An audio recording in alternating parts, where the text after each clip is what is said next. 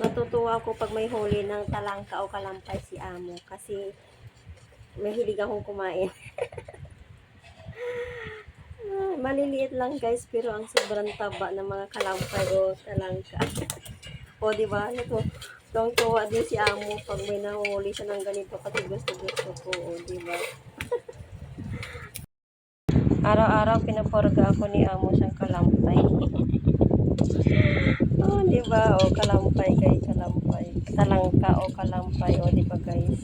Ang tataba nito kahit maliliit pero ang tataba guys. O, di ba? Araw-araw ako kumakain kalampay dahil ko ba Pinas. Nakakatuwa. Uy, gumagapang na siya, gumagapang na siya, gumagapang na siya.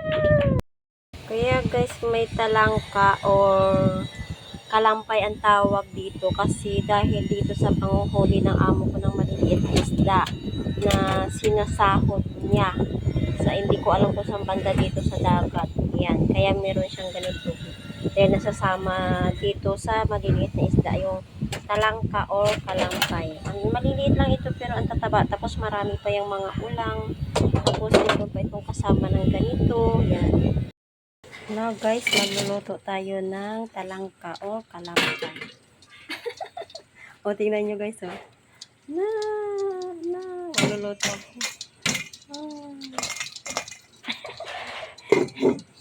Yan yung talangka ko, kalampay.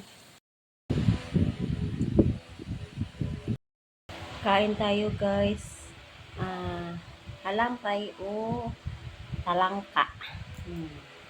Tapos, may sausawan ako na maanghang. Sarap. Mataba.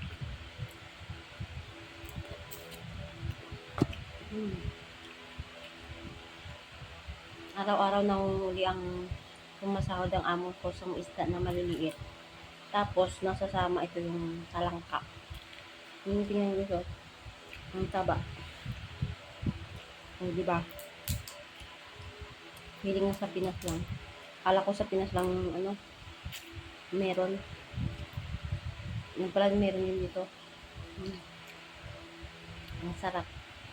Tapos maanghang pa. O, diba? Kaya hindi ko namimiss ang Pilipinas sa pagkain. Kasi halos nandito lang natitikman ko.